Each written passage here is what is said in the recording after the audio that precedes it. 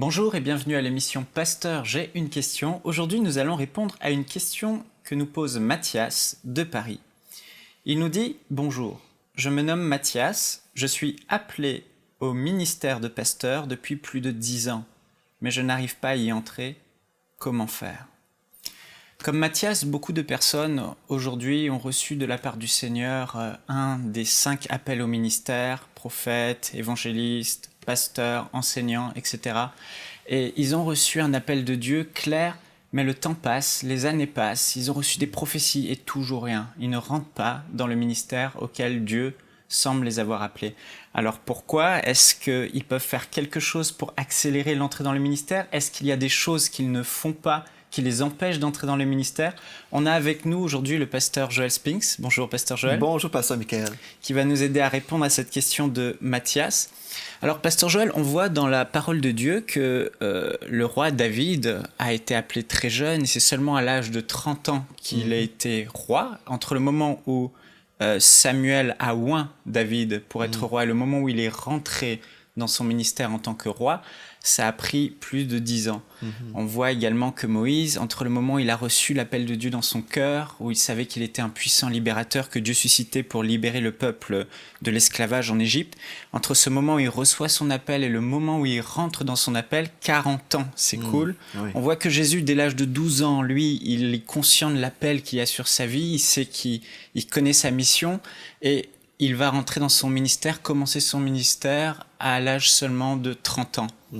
Et on peut voir l'apôtre Paul également. L'apôtre Paul, lui, entre le moment où Jésus lui parle et lui donne son ministère, son appel sur le chemin de Damas où il tombe de son cheval, et le moment où il va débuter son ministère, où dans l'église, le Saint-Esprit dit « Mettez-moi à part Paul et Barnabas pour l'œuvre à laquelle je les ai appelés », 14 ans vont s'écouler. Alors, pasteur Joël, la première question que j'aurais à poser, elle est importante quand même. Pourquoi? On sait qu'un jour pour Dieu est comme 1000 ans pour nous, mais pourquoi ça prend autant de temps parfois pour entrer dans le ministère? C'est une très bonne question et puis merci pasteur Michael de m'avoir invité à ton émission. Je crois que ça va être une émission bénie pour le peuple francophone. Amen. Premièrement. Et puis je crois aussi que cette émission aujourd'hui va servir à bénir plusieurs personnes à la maison, peut-être qui sont comme Mathias, qui recherchent présentement la volonté de Dieu, ils cherchent la face de Dieu. Et moi je comprends c'est quoi être frustré. J'ai déjà passé par là. Des fois on est là puis on se dit mais Seigneur, quand sera mon moment? Et puis pourquoi, comme tu poses la question, pourquoi des fois ça prend autant de temps? Et je crois qu'il y a plusieurs facteurs. Une des choses, c'est que Dieu veut nous former. Avant d'être relâché dans le ministère à temps plein ou surtout le ministère pastoral, comme aujourd'hui c'est la question de Mathias, je crois que Dieu veut nous former. Parce que si on arrive sur l'estrade, okay, en tant que pasteur, mais on n'a aucune formation sur le point théologique, ou même au niveau de notre caractère, on peut avoir des problèmes personnels et aussi créer des problèmes sérieux dans l'Église. Parce qu'imagine une personne qui est super charnelle, par exemple, qui a vraiment une mauvaise disposition envers les gens. Cette personne-là va juste briser des cœurs, briser des vies.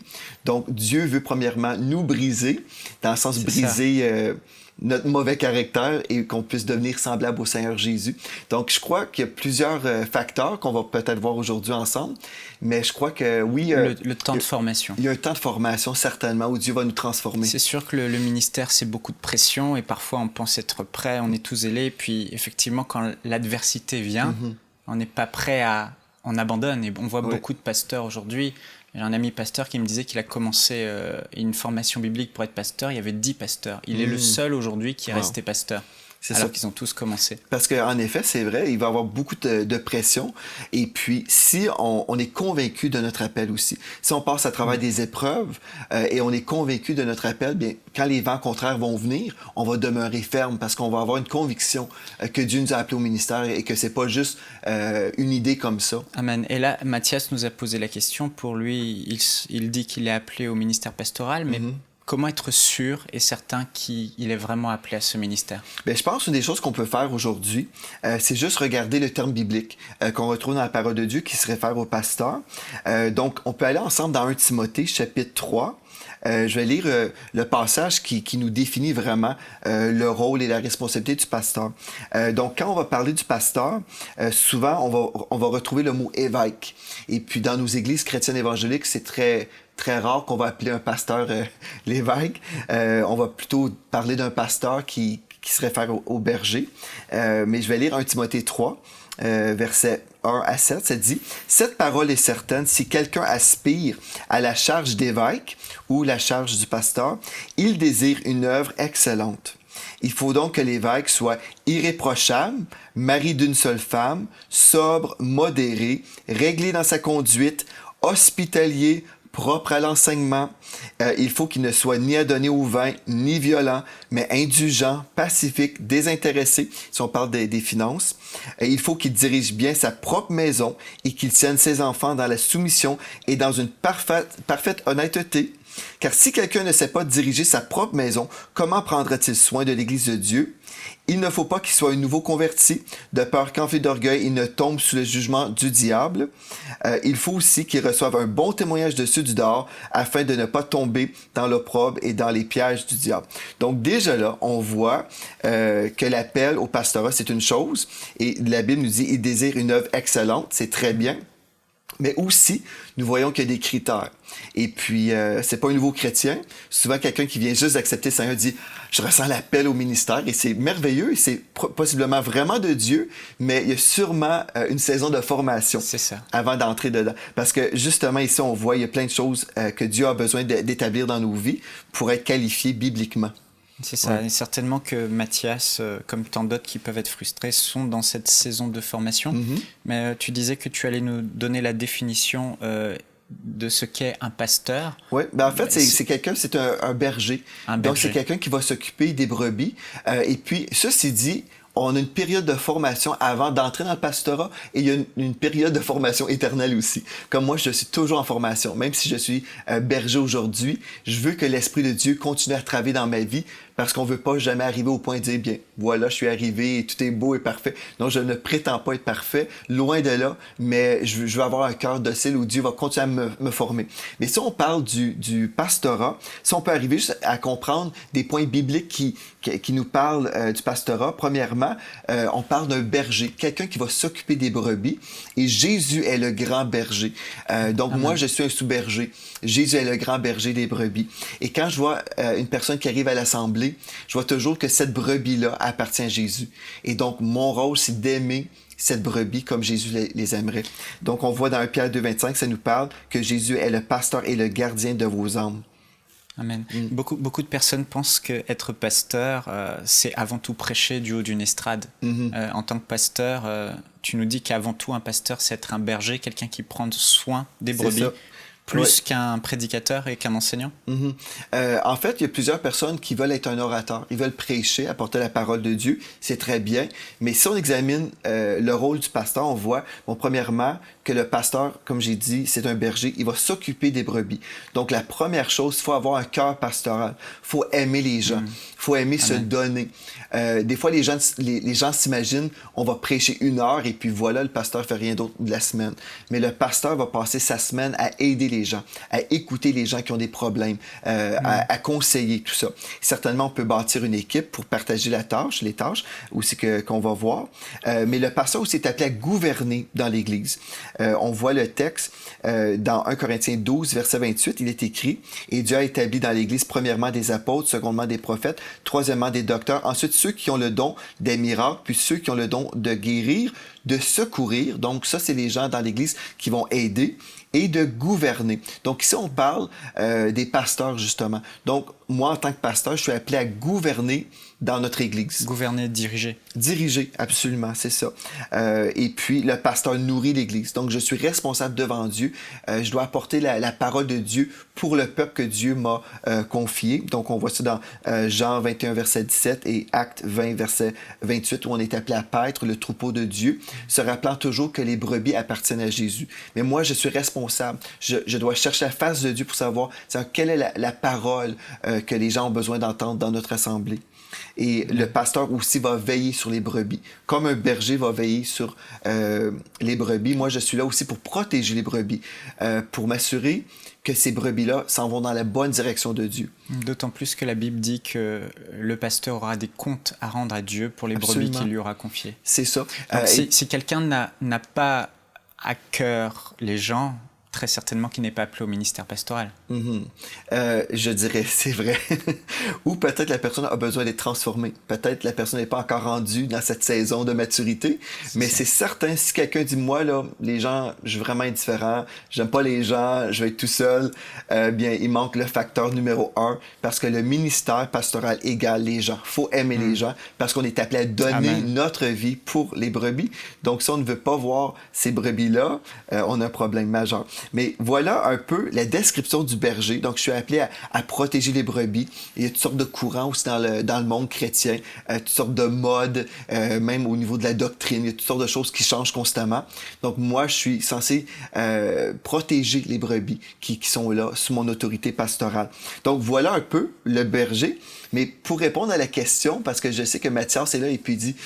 Et là, moi, je veux savoir comment faire. C'est ça, donc Mathias peut se retrouver dans ces critères, il sait qu'il est appelé à être pasteur, mais oui, c'est ça. Qu'est-ce qu'il peut faire de manière concrète, pratique, pour accélérer son entrée dans le ministère? Bien, la première chose que je dirais, c'est examiner votre cœur. La première chose, examiner votre cœur pour connaître quelle est la motivation vraiment, la véritable motivation pour ce désir ou l'aspiration au ministère.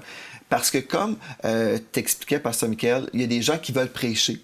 Et le fait de prêcher, c'est pas simplement... c'est pas ça être pasteur. C'est pas juste le fait de prêcher, parce qu'on peut être un enseignant dans une église, on peut être appelé au ministère prophétique, toutes sortes de ministères dans l'église, enseigner l'école du dimanche auprès des enfants, par exemple. Peut-être on a un don d'enseignant, mais l'appel pastoral implique vraiment une responsabilité envers les brebis. Donc, il faut voir quelle est ma motivation. Est-ce que je veux être pasteur parce que j'aime les gens et parce que je ressens le cœur de Dieu pour ces gens-là? C'est ça, et on veut les aider, on veut prendre soin d'eux, les transformer, ou est-ce que je veux le micro pour être aimé des hommes ou être apprécié? Et puis, est-ce que je comprends également la responsabilité que j'ai envers ces gens-là?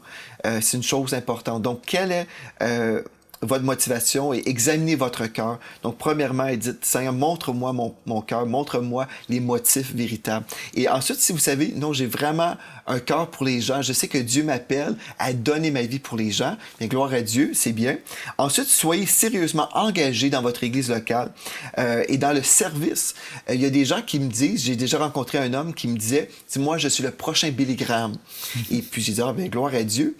Mais est-ce que cette personne-là est prête à servir dans son église locale? C'est une chose importante parce que si on veut juste prêcher, c'est bien vouloir prêcher et exhorter les gens, certainement, mais il faut également être un serviteur. Amen. Dans Matthieu 23, verset 11, ça dit « Le plus grand parmi vous sera votre serviteur ». Donc, on est appelé à servir.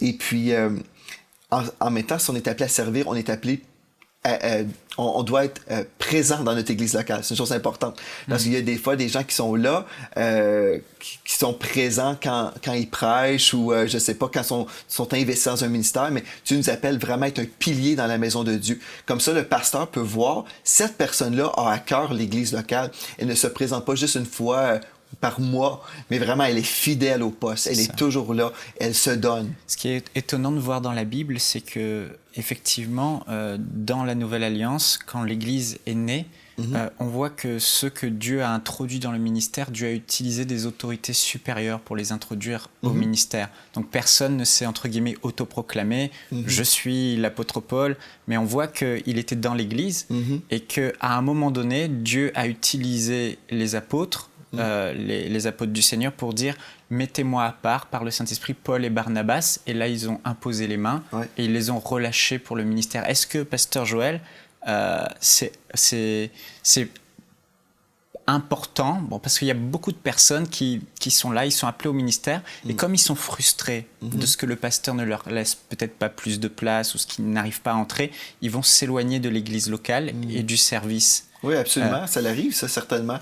Mais je pense qu'on doit aussi avoir une relation établie avec notre pasteur. Si on croit qu'on est appelé au pastorat, bien, il ne faut pas que ça soit quelque chose de privé. On doit en parler aussi et exprimer notre désir et puis ce qu'on ressent dans notre cœur. Donc, c'est certain qu'on doit arriver à s'exprimer.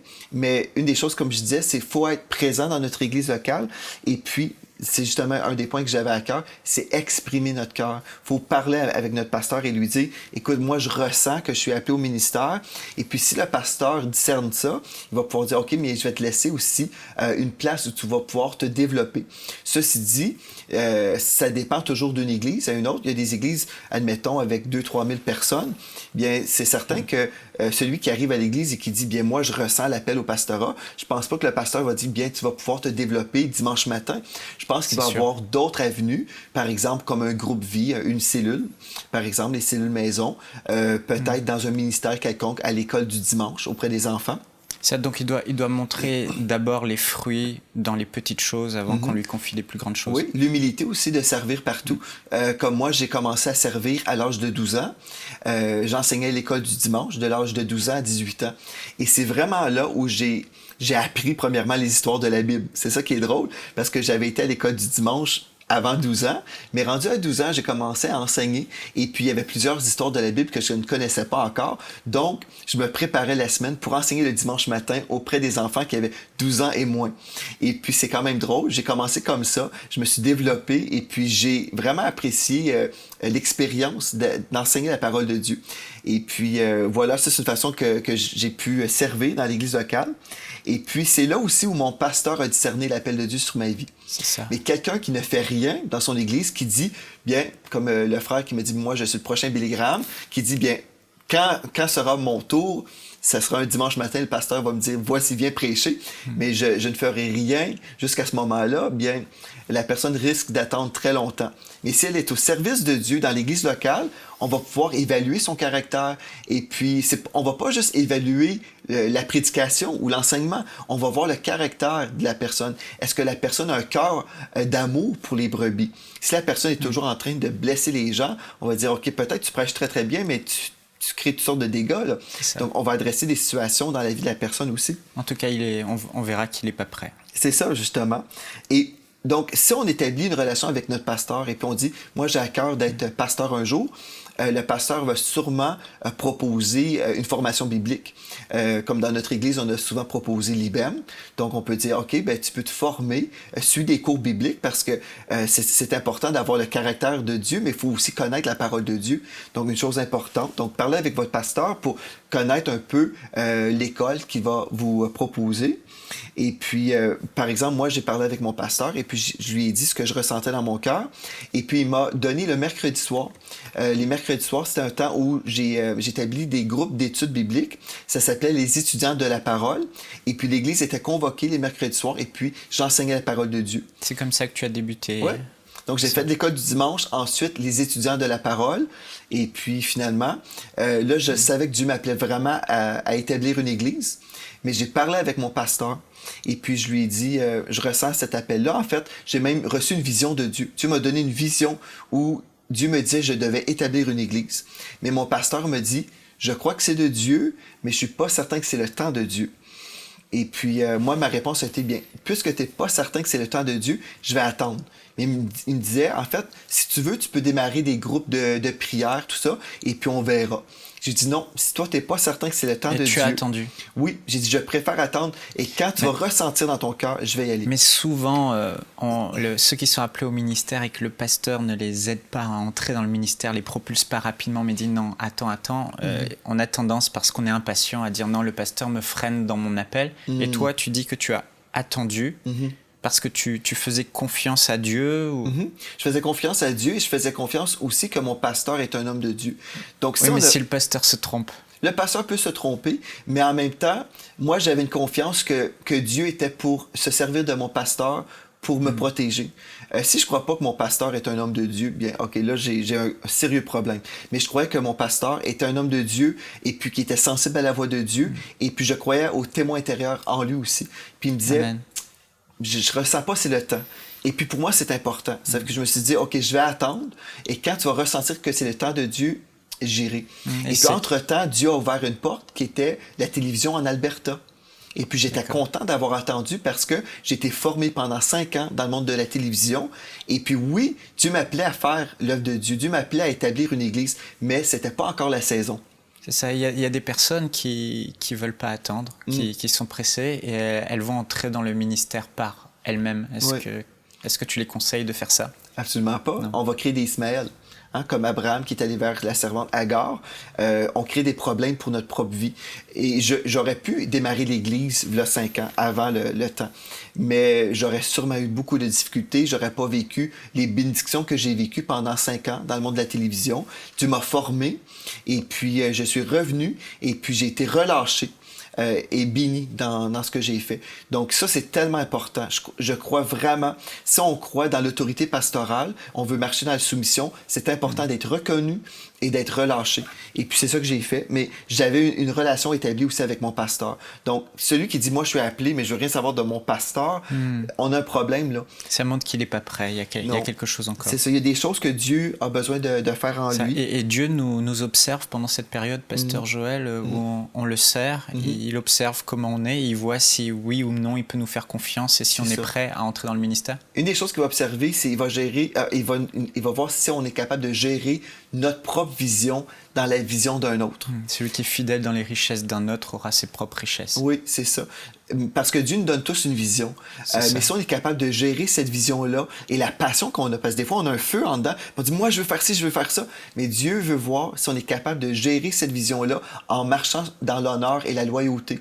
Si on n'est pas capable de marcher dans l'honneur et la loyauté envers une autorité, bien plus tard, on va avoir des gens aussi que Dieu va nous appeler à relâcher. Mais on veut avoir des gens qui sont loyaux également. Donc, pendant ce temps-là, Dieu éprouve notre cœur. Quand on va entendre la médisance, des choses comme ça, est-ce qu'on va embarquer avec les gens et puis est-ce qu'on va commettre ce péché-là ou est-ce qu'on va défendre notre berger?